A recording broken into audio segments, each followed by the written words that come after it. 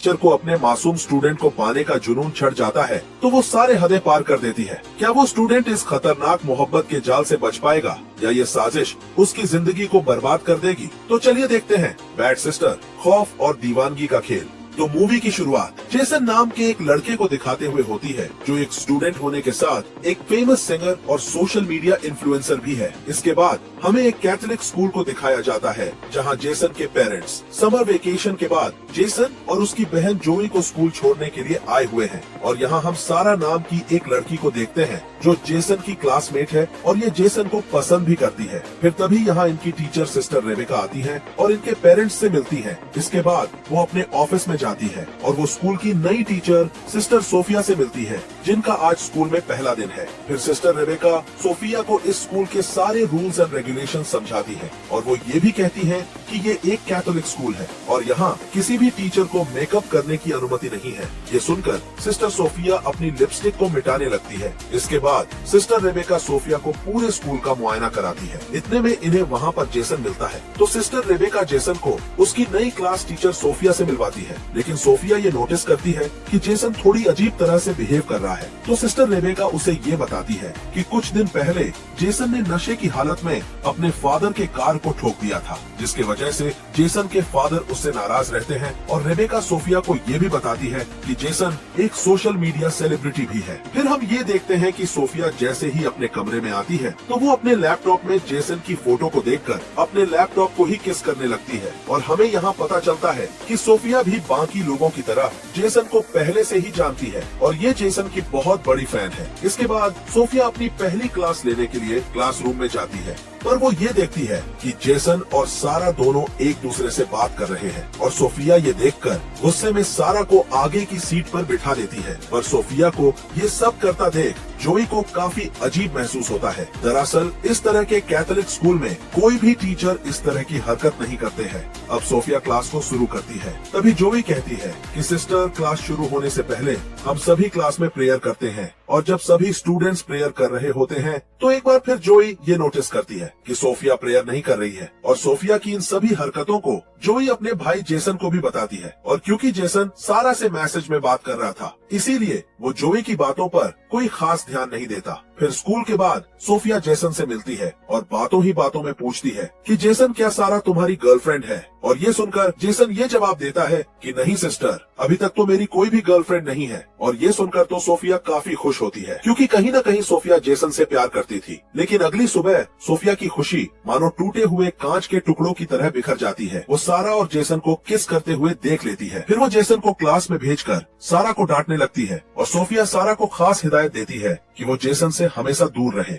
अब क्लास खत्म होने के बाद सोफिया जेसन से मिलती है। फिर वो जेसन से ये सवाल करती है कि जेसन, तुम तो कह रहे थे कि तुम्हारी कोई भी गर्लफ्रेंड नहीं है, तो तुम सारा के साथ क्या कर रहे थे? जिसका जवाब जेसन नहीं दे पाता। फिर सोफिया बोलती है कि जेसन, मुझे तुमसे तुम्हारी पढ़ाई के बारे में कुछ बात करनी है। मैं चाहती हूँ कि तुम एक बार मुझसे मेरे कमरे में आकर मिलो। थोड़ी देर बाद जब जेसन सोफिया से मिलने जाता है तो वो दरवाजे के पार देखकर भौचक्का हो जाता है। वो देखता है कि सोफिया अपनी अर्धनग्न बॉडी को मॉइस्चराइज कर रही है। असल में सोफिया ने जानबूझकर अपने कमरे का दरवाजा खुला छोड़ रखा था ताकि जेसन उसे इस तरह देखकर उससे अट्रैक्ट हो जाए। अगले दिन सोफिया जेसन से पूछती है कि तुम मुझसे मिलने क्यों नहीं आए? ये सुनकर जेसन बहाना बनाकर कहता है कि मैं माफी चाहता हूँ, क्योंकि मैं भूल गया था कि मुझे आपसे मिलने आना था। थोड़े दिन बाद वीकेंड पर जेसन और जोई को उनके पेरेंट्स छुट्टी ले लेती है। दूसरी तरफ जेसन अपने फादर से कहता है कि मैं स्कूल से 1 साल की छुट्टी लेना चाहता हूँ ताकि मैं अपने पैशन पर काम कर सकूं। लेकिन उसके फादर उसे ये सब करने से मना करते हैं, क्योंकि वो चाहते हैं कि जेसन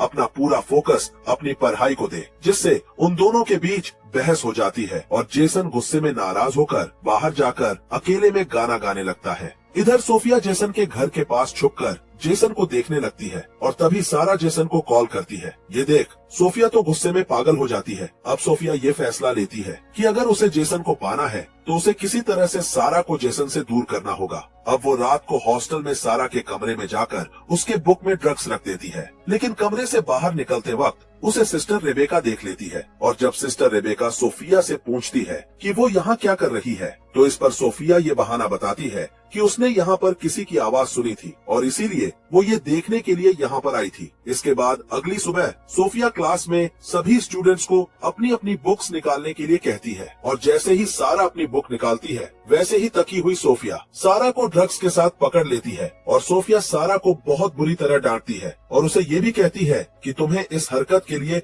बहुत बड़ी पनिशमेंट मिलेगी। अब ये ड्रग्स वाली बात पूरी स्कूल में फैल जाती है जिसके कारण सारा को स्कूल से भी निकाल दिया जाता है। अब हम पास्ट में ये देखते हैं कि जब सोफिया ने जेसन को पहली बार सोशल मीडिया में गाते हुए देखा था तभी से वो जेसन की दीवानी हो गई थी। अब वो जेसन के करीब आने के लिए सोफिया नाम की एक स्कूल टीचर से मिलती है जिसका ट्रांसफर जेसन के स्कूल में होने वाला था और वो उसको मार के उसको ठिकाने लगा देती है और खुद उसकी जगह सोफिया बनकर स्कूल में एंटर हो जाती है। अब हम प्रेजेंट टाइम में वापस आते हैं जहाँ जेसन स्कूल में पेड़ पौधे लगा रहा था, पर तभी सोफिया उसके पास आती है और उसकी हेल्प करने के बहाने उसको सेड्यूस करने लगती है और हमेशा की तरह जोए भी सोफिया की इन सभी हरकतों को नोटिस कर रही थी। अब रात में सोफिया चुपके से जेसन के कमरे में जाती है और अपने मोबाइल में वीडियो रिकॉर्डिंग ऑन करके वहीं रख देती है।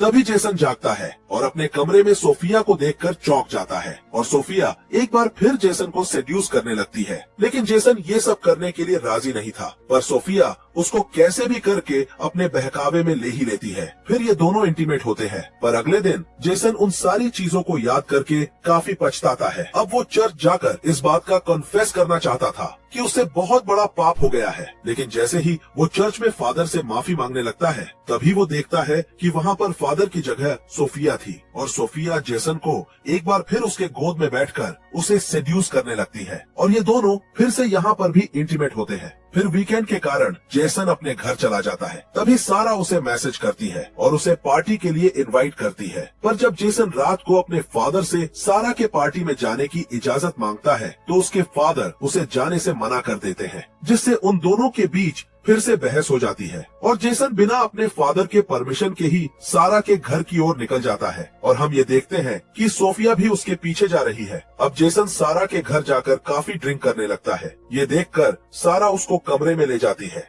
और जैसे ही ये दोनों करीब आने लगते हैं कि तभी जेसन को सोफिया के साथ इंटीमेट होने वाले पल याद आने लगते हैं और वो एक शराब की बोतल लेकर वहाँ से चला जाता है, पर रास्ते में शराब साथ रखने की वजह से जेसन को पुलिस पकड़ लेती है। पर तभी वहाँ सोफिया आकर किसी तरह से जेसन को पुलिस से बचा लेती है और फिर वो उसे अपने साथ एक होटल रूम में ले जाती है। इधर जेसन की मॉम उसके फादर को समझाती है कि आपको जेसन के साथ इस तरह से बिहेव नहीं करना चाहिए था। मुझे लगता है कि हमें उसको उसके पैशन के लिए 1 साल का समय देना चाहिए। इस पर जेसन के फादर मान जाते हैं और जेसन को घर वापस लाने के लिए निकल जाते हैं और इस तरफ जेसन को रूम में ले जाने के बाद सोफिया अपने कपड़े उतारने लगती है ताकि वो दोनों फिर से इंटीमेट हो सके। पर इस बार जेसन कहता है कि हम दोनों ने जो भी किया वो सिर्फ एक भूल था, इसीलिए अब से हम दोनों ये गंदा काम कभी नहीं करेंगे। पर सोफिया कहती है कि हम दोनों सिर्फ एक दूसरे के लिए ही बने हैं और इसीलिए हम दोनों को हमेशा एक साथ रहना चाहिए। लेकिन जेसन सोफिया की कोई बात नहीं मानता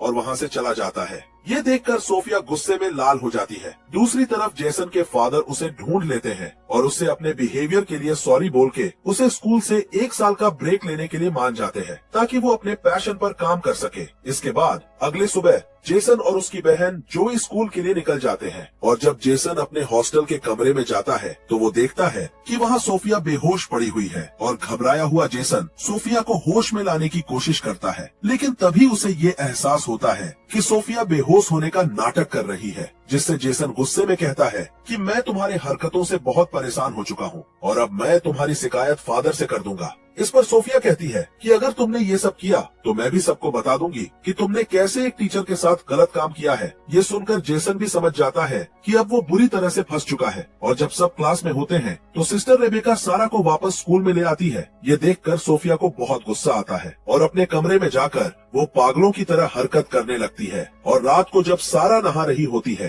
तभी सोफिया वहाँ जाकर उसका सर दीवार पर पटक पटक कर उसको मार डालती है और फिर वहाँ साबुन गिराकर अपने अपराध को एक नॉर्मल हादसे में बदल देती है। उसके बाद जब जोई नहाने के लिए जाती है तो वो सारा को मरी पड़ी देखकर चिल्लाने लगती है, जिसके बाद सारा की बॉडी को पोस्टमार्टम के लिए भेज दिया जाता है। फिर अगले दिन चर्च में जेसन सोफिया से मिलकर कहता है कि मुझे पता है कि सारा के मरने में जरूर तुम्हारा ही हाथ होगा। ये सुनकर सोफिया उसको उन दोनों का इंटीमेट होता हुआ वीडियो क्लिप दिखाती है और कहती है कि अगर तुमने सारा के बारे में कुछ भी किसी को बताया तो मैं ये वीडियो वायरल कर दूंगी। अगले दिन जब सोफिया जेसन को घर जाते हुए देखती है तो वो एक बार फिर सिस्टर रेबेका से अपने आंटी के मौत का बहाना बनाकर छुट्टी लेकर चली जाती है। जब सिस्टर रेबेका सोफिया के आंटी की फ्यूनरल पर फूल भेजने के लिए उसके एड्रेस पर कॉल करती है तो उन्हें ये पता चलता है कि वहाँ तो किसी की भी मौत नहीं हुई है और ना तो ये एड्रेस किसी सोफिया का है। दूसरी तरफ जोई जेसन को स्ट्रेस में देखकर उससे स्ट्रेस की वजह पूछती है और जेसन अपनी बहन को सारी कहानी बता देता है और अगले दिन वो दोनों सोफिया की असलियत पता करने के लिए